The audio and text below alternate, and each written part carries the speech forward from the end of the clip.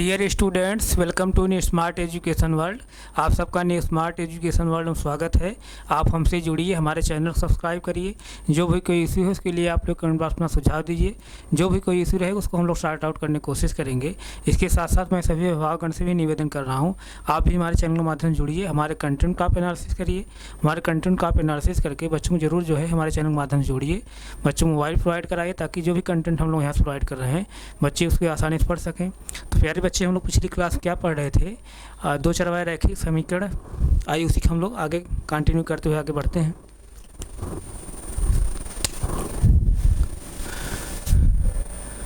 दो चर वाले रैखिक, इसी को हम लोग रेखी भी बोलते हैं, रेखी समीकरण।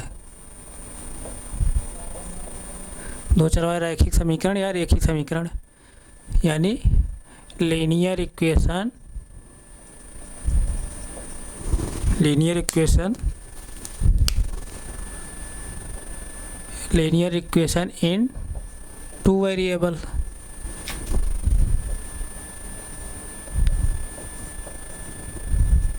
इन टू वेरिएबल्स, दो चरवाहे रैखिक समीकरण।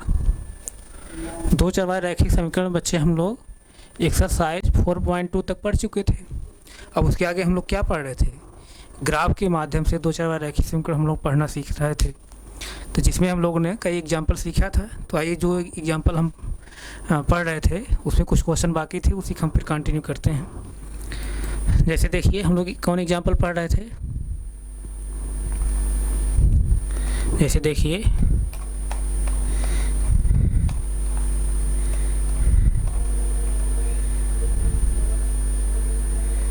एक्सरसाइज जैसे 4.1 है, एक्सरसाइज जैसे 4.2 है। एक मिनट सॉरी,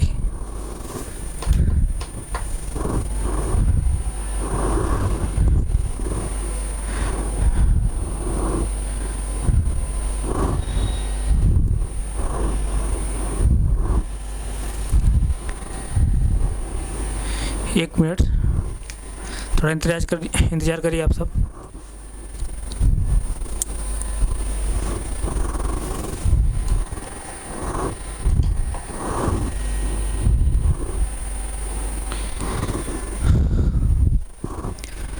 ध्यान दीजिए, अब हम लोग जो है एक्सरसाइज जैसे 4.2, एक्सरसाइज 4.2 ये सब हम लोग पढ़ चुके हैं। अब आगे हम लोग क्या पढ़ रहे थे? दो चरों वाले रैखिक समीकरण को आलेख के माध्यम से पढ़ना है, यानी ग्राफ के माध्यम से। तो इसमें हम लोगों ने कुछ एग्जाम्पल सीखा था, कुछ एग्जाम्पल हम लोग पढ़ चुके हैं। जैसे एग्जाम्पल नंबर कम हम लोग पढ़ रहे थे, एग्जाम्पल नंबर जैसे 5 भी हो गया था, 6 भी हो गया था,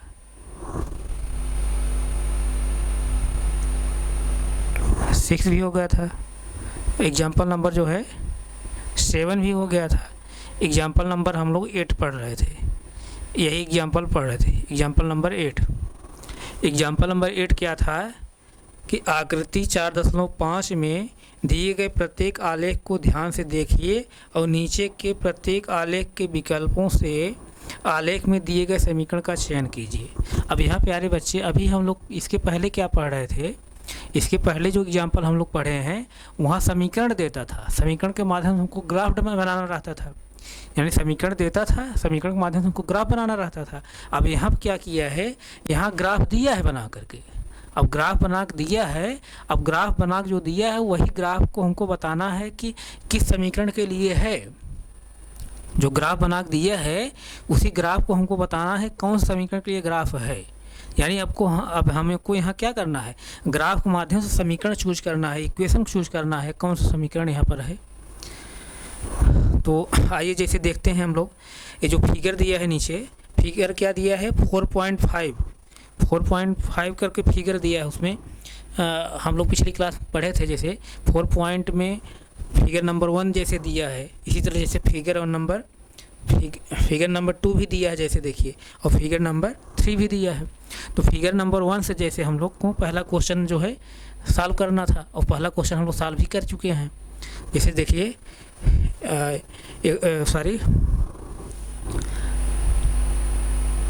जैसे देखिए यहाँ पर उदाहरण नंबर जैसे 8 का हम लोग ए वाला जो क्वेश्चन है इसको हम लोग सॉल्व कर चुके हैं। ये इसमें जैसे क्वेश्चन नंबर ए में क्या कर रहा है, आकृति 4.5 के लिए कौन सा समीकरण है, मतलब कि जो ग्राफ दिया गया है किस समीकरण के लिए ग्राफ दिया गया है। तो यहाँ से हम लोग ग्राफ के माध्यम से समीकरण को जो है हम लोग चुने थे, उसको जो है देख करके किस ग्राफ जो है किस कोऑर्डिनेट पर बनाया गया है, और देखे थे कि जो कोऑर्डिनेट जिस कोऑर्डिनेट बनाया गया है वही हम लोग देखे थे किस इक्वेशन के लिए कोऑर्डिनेट प्राप्त हो रहा है। जिस इक्वेशन से वो कोऑर्डिनेट हमको प्राप्त हो जाएंगे वो उसी समीकरण के लिए क्या होगा, वो ग्राफ है। आइए हम लोग अगला क्वेश्चन जैसे देखते हैं। क्वेश्चन नंबर जैसे बी क्या कह रहा है, क्वेश्चन नंबर बी आकृति 4.5 के 2 के लिए। अब आकृति 4.5 का 2 वाला फिगर आप देखिए, फिगर नंबर 2, फिगर नंबर जो 2 दिया है देखिए ध्यान से। अब यहाँ फिगर नंबर जो 2 दिया है किस किस पॉइंट दिया है, ग्राफ किस किस पॉइंट दिया है। पहला पॉइंट क्या है, यानी पहला कोऑर्डिनेट क्या है 1 और 6 पर। दूसरा कोऑर्डिनेट क्या है 0 और 4 पर। तीसरा कोऑर्डिनेट क्या है यहाँ पर देखिए -2 और 0। अब यही कोऑर्डिनेट इन्हीं तीनों कोऑर्डिनेट पे ग्राफ बनाया गया है। अब ये तीनों कोऑर्डिनेट जो है जिस समीकरण से हमको प्राप्त हो जाएंगे, ये तीनों कोऑर्डिनेट जिस समीकरण से हमको प्राप्त हो जाएंगे वो उसी समीकरण के लिए जो है ये ग्राफ है। तो हम लोग अब क्या करेंगे, एक एक समीकरण चेक करेंगे किस समीकरण पर जो है ये हमको कोऑर्डिनेट प्राप्त हो रहा है। पिछली क्लास में ही मैं बताते हुए आ रहा हूँ कि हम लोग जब ज्योमेट्रिक माध्यम से जब हम दो चरवाहे रैखिक समीकरण पढ़ रहे हैं तो वहाँ दो चरवाहे रैखिक समीकरण पढ़ने की यहाँ सेंस यही है, दो चरवाहे रैखिक समीकरण में जो दो चर प्रयोग होते हैं, जैसे एक्स और वाई हम लोग अभी देख रहे हैं प्रयोग हो रहा है, एक्स और वाई ए बी चाहे जो भी आप दो चर प्रयोग कर लीजिए, तो उसमें जो दो चर प्रयोग हो रहे हैं उन दो चर के भिन्न भिन्न मान के लिए इक्वेशन सेटिस्फाई होता है। यानी दो चरवाहे रैखिक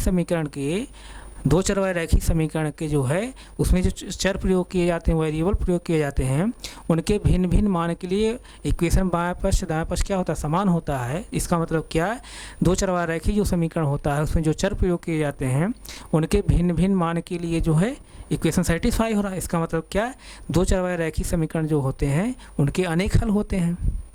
यानी जो एक्स और वाई उसमें प्रयोग किए गए, ऐसे दो चर प्रयोग किए गए हैं, उनके एक्स और वाई के कई मान के लिए जो है इक्वेशन सेटिस्फाई होता है ना, बाएं पक्ष दाएं पक्ष समान होता है। तो इसका मतलब क्या है, दो चरवाहे रैखिक समीकरण के एक से अधिक या अनेक हल या अनंत हल होते हैं, इस तरह से होते हैं। तो दो चरवाहे रैखिक समीकरण के जो हल होते हैं, अगर जो हल होते हैं जब हम ग्राफ जब बनाएंगे जितने हल होंगे, जितने उनके हल होंगे वो सब जो है हमको एक सीधी रेखा पर प्राप्त होंगे। जब ग्राफ हम बनाएंगे दो चरवाहे रैखिक समीकरण के माध्यम से जब हम ग्राफ बनाएंगे तो जितने भी उसके जो है सलूशन होंगे, हल होंगे, सभी के सभी हल जो है एक सीधी रेखा पर हमको प्राप्त होंगे, यानी एक स्ट्रेट लाइन पर हमको प्राप्त होंगे ग्राफ बनाएंगे। तो यानी कहने का मतलब जो भी कोऑर्डिनेट हमको एक स्ट्रेट लाइन पर प्राप्त हो रहे हैं वही कोऑर्डिनेट क्या होंगे, इस इक्वेशन क्या होते हैं, सॉल्यूशन होते हैं, हल होते हैं। तो आइए हम लोग जो है ग्राफ हमको जो मिला है फिगर नंबर 4.5 का दूसरा वाला जो फिगर दिया है किस किस कोऑर्डिनेट पर है, 1 6 पर, 0 4 पर, -2 0 पर, इसी तीनों कोऑर्डिनेट पर जो है ग्राफ बनाया गया है। अब ये तीनों कोऑर्डिनेट जो है तीनों निर्देशांक जिस समीकरण से हमको प्राप्त हो जाएगा वही समीकरण क्या होगा, उस ग्राफ के लिए होगा। यानी कहने मतलब जो ग्राफ बनाया गया है उसी समीकरण के लिए बनाया गया है। यहाँ तक किसी कोई डाउट हो तो बताइए, कोई डाउट नहीं है ना। तो आइए हम लोग देखते हैं। अब इसको फिगर एक बार फिर देख लीजिए, ग्राफ को फिर देख लीजिए किस पॉइंट पर है, 1 6 0 4 और -2 और 0 पर, -2 और 0 यहाँ पर देखिए, -2 और 0 पर, -2 और 0 पर।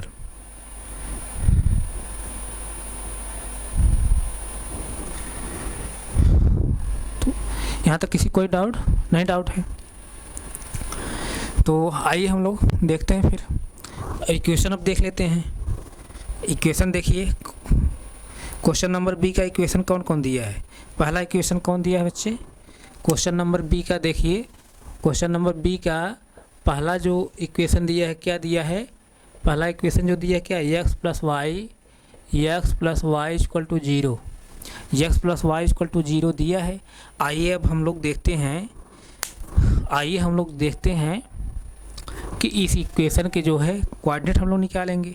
कोऑर्डिनेट निकालने का मतलब, कोऑर्डिनेट निकालने का अहम सेंस यही है कि इस इक्वेशन के कितने कौन कौन सलूशन हैं, जैसे हल निकालेंगे हैं,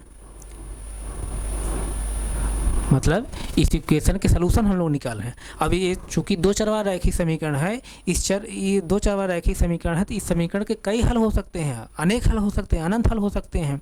इसका मतलब कि x और y के कई मान पर जो है ये सेटिस्फाई होगा, इक्वेशन का जो है बाएं पक्ष दाएं पक्ष कई मान पर समान होगा।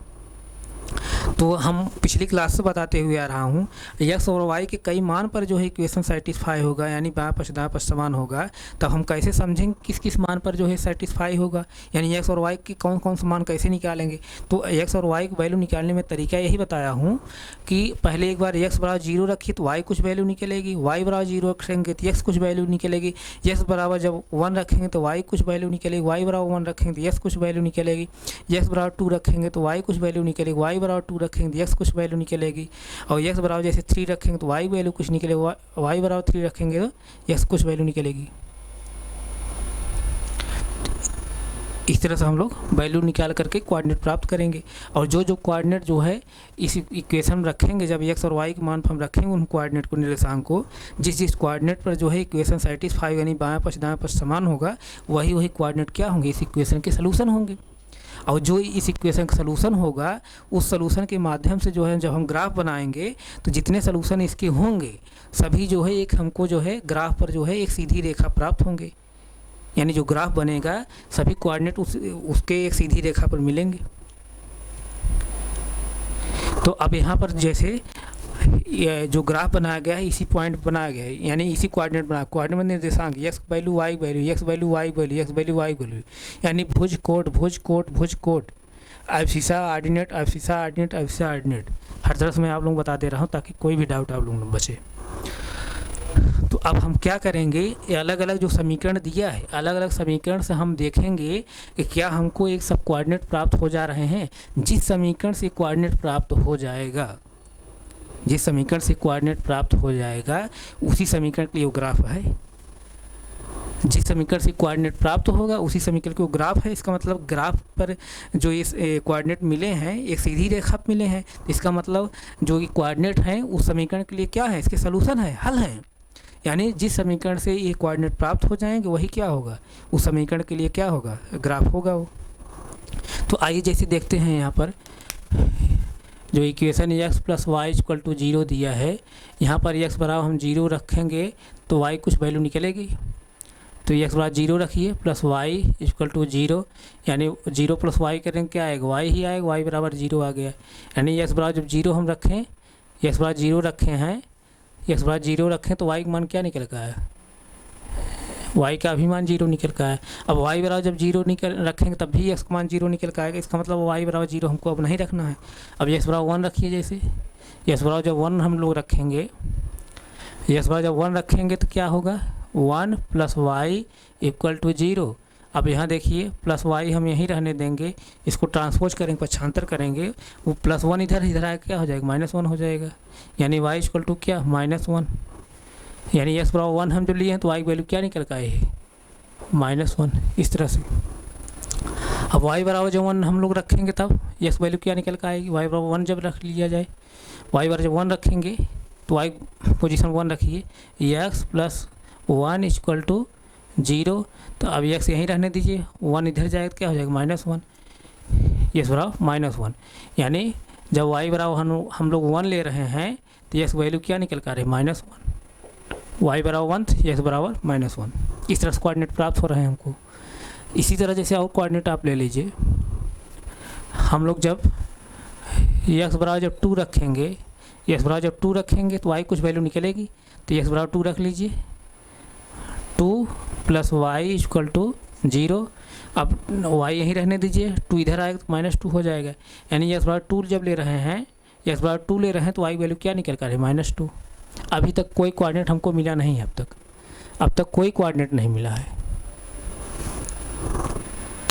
अभी तक जो है कोई कोऑर्डिनेट नहीं मिला।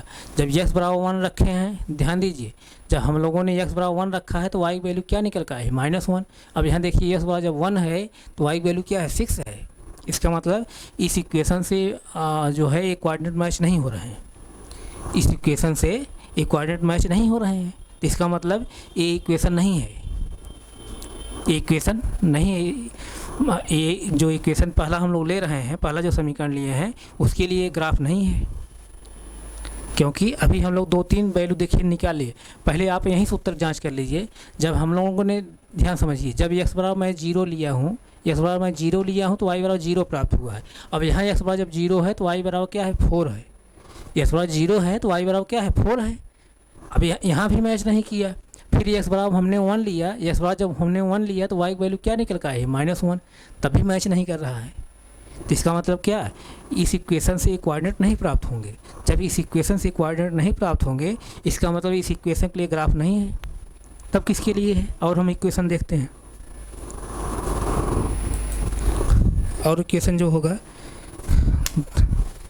दूसरा इक्वेशन क्या दिया है, दूसरा इक्वेशन यहाँ दिया है, दूसरा इक्वेशन दिया है y = 2x। हाँ, y = 2x, y = 2x।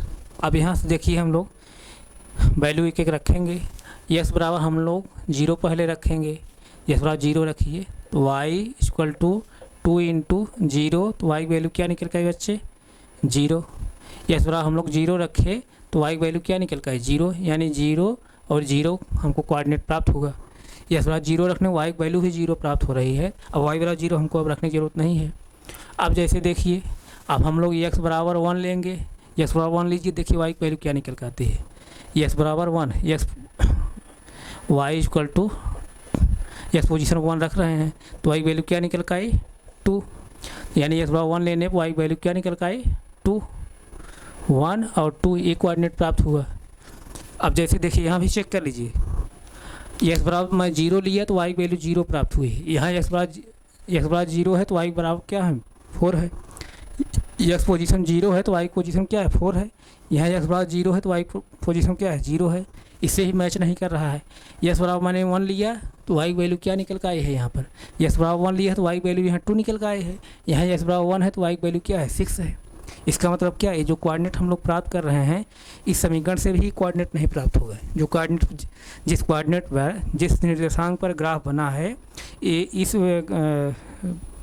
जिस कोऑर्डिनेट ग्राफ बना है वो कोऑर्डिनेट जो है हमको इस समीकरण से भी नहीं प्राप्त हो रहा है।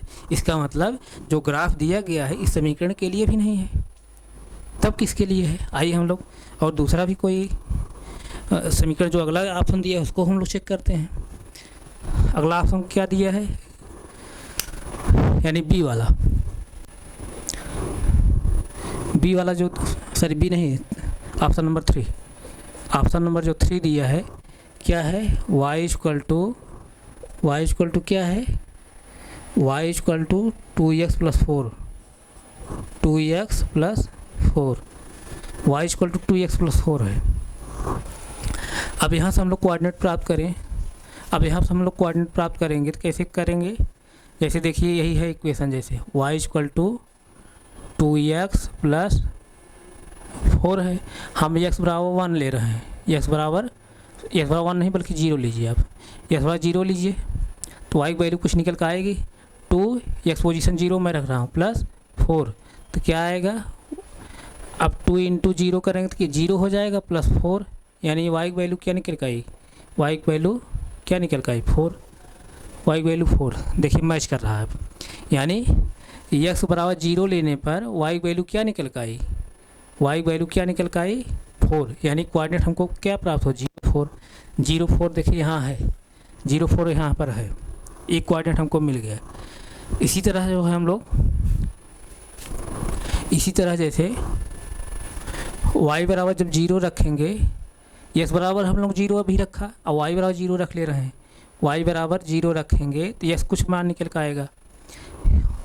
रखिए इसी समीकरण में y बराबर 0 रख रहा हूँ, y पोजीशन 0 = 2x और +4, इस तरह से। अब जैसे देखिए हमको x वैल्यू यहाँ से निकालना है, आप पक्षांतर करेंगे, यहाँ +4 इधर आएगा, -4 हो जाएगा, यानी क्या हो जाएगा यहाँ पर, अब इधर 0 है तो क्या हो जाएगा, 0 माइनस 4 इक्वल टू क्या हो जाएगा 2x। और 0 में से 4 घटाएं तो क्या -4 ही आएगा, -4 इक्वल टू 2x। और x इक्वल टू क्या हो जाएगा बच्चे, यहाँ से x इक्वल टू क्या हो जाएगा -4/2। अब इसको सिंपलीफाई जब कर लेंगे, इसको और सिंपलीफाई कर लेंगे तो क्या आएगा, यहाँ इसको और जो सिंपलीफाई कर लेंगे तो x वैल्यू क्या निकल का आई, x वैल्यू निकल का क्या 2 जब डिवाइड कर लेंगे 2 2 जा 4 यानी -2 आया, -2।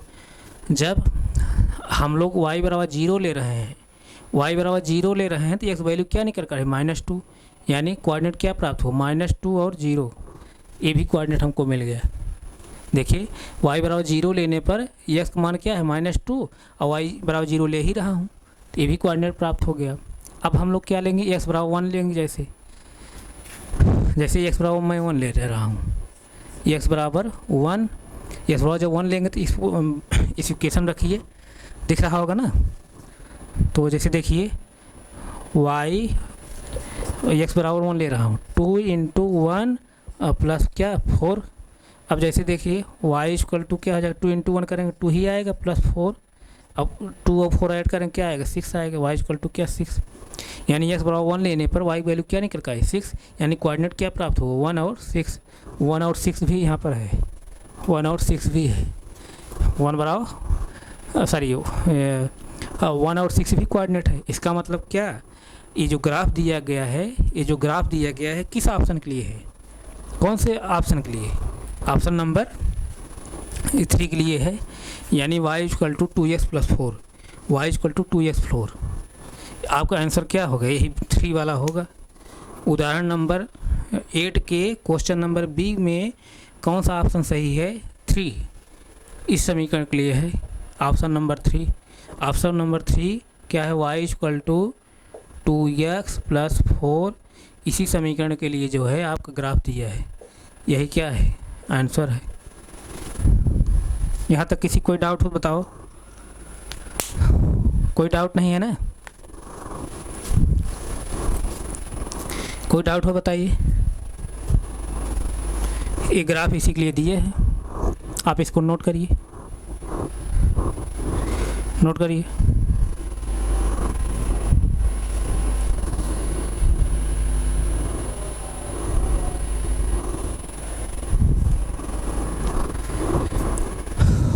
तो समझ में आया कि नहीं आया।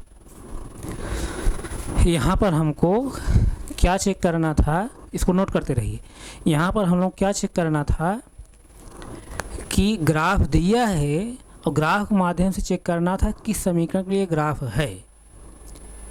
और अभी हम लोग चेक कर लिए कि ग्राफ जो है किस पॉइंट बना है, किस कोऑर्डिनेट बना है, इसी कोऑर्डिनेट बना है, इसी कोऑर्डिनेट बना है। इसका मतलब ये जो कोऑर्डिनेट होगा, ये जो कोऑर्डिनेट है, ये जो जिस कोऑर्डिनेट पे ग्राफ बना है, वो कोऑर्डिनेट जो होंगे जिस समीकरण के लिए होंगे, उस समीकरण क्या होगा, सलूशन होगा, हल होगा।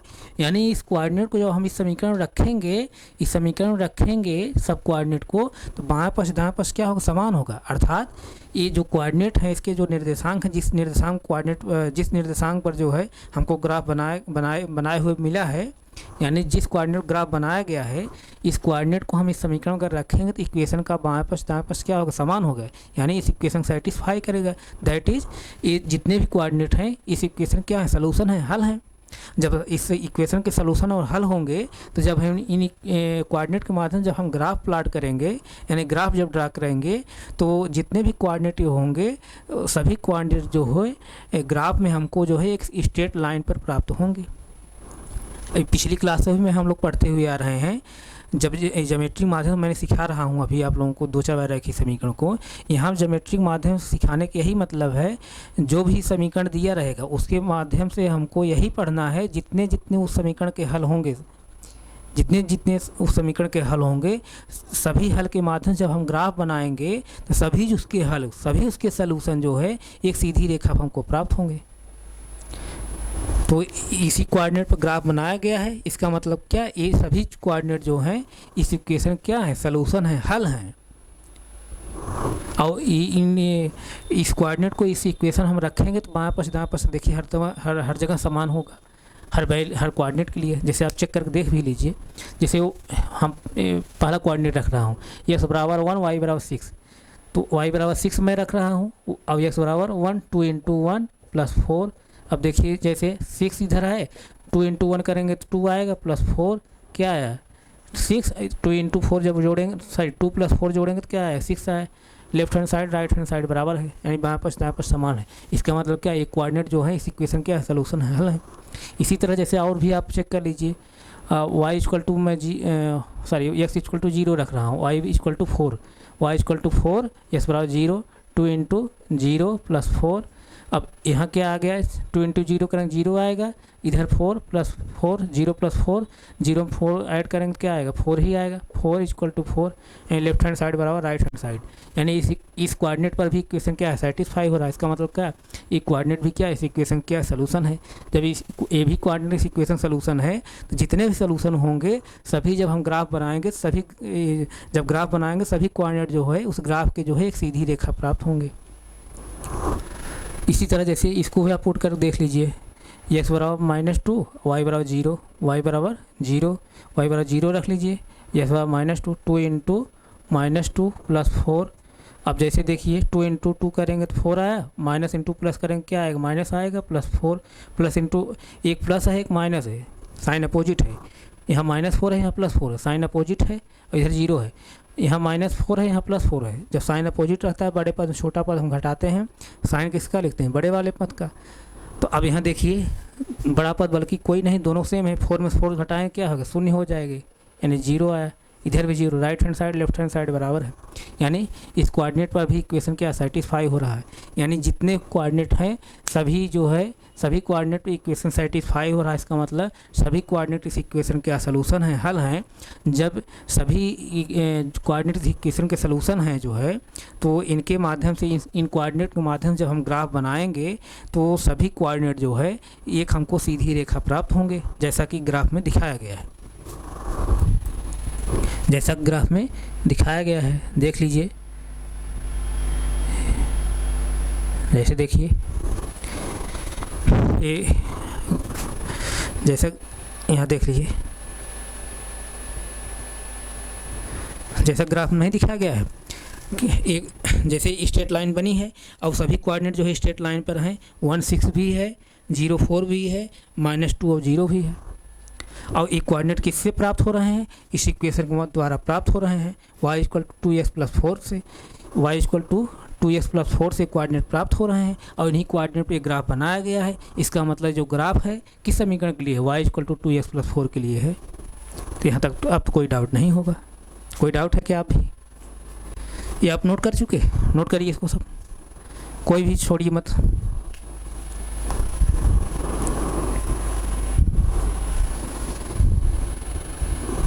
नोट करिए।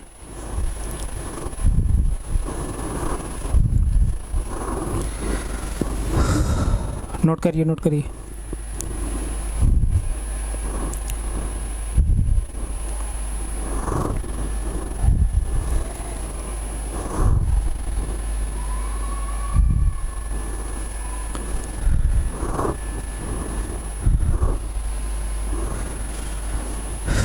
नोट हो गया। प्यारे बच्चे, जो भी हम लोग अभी पढ़े हैं, हमें ऐसा नहीं लगता कि आप लोग नहीं समझ में आया होगा। अगर किसी बच्चे को कोई डाउट है तो आप पहली बार क्लास को एक बार दो बार रिवाइज ज़रूर कर लीजिए। एक बार दो बार क्लास को आप जब घर इसको रिवाइज कर लेंगे घर पर, तो हमें ऐसा नहीं लगता आप लोग कोई डाउट बचेगा। उसके बाद भी अगर एक बार दो बार क्लास को देखने के बाद भी अगर आपको डाउट बच रहा है तो आप अपने डाउट को हमारे कमेंट बॉक्स में डालिए। जो भी डाउट रहेगा उसको हम लोग अगली क्लास में रिवाइज करते हुए फिर पुनः आगे बढ़ेंगे। तो हम यहीं तक रख रहे हैं, आगे फिर कंटिन्यू करें। Thank you so much.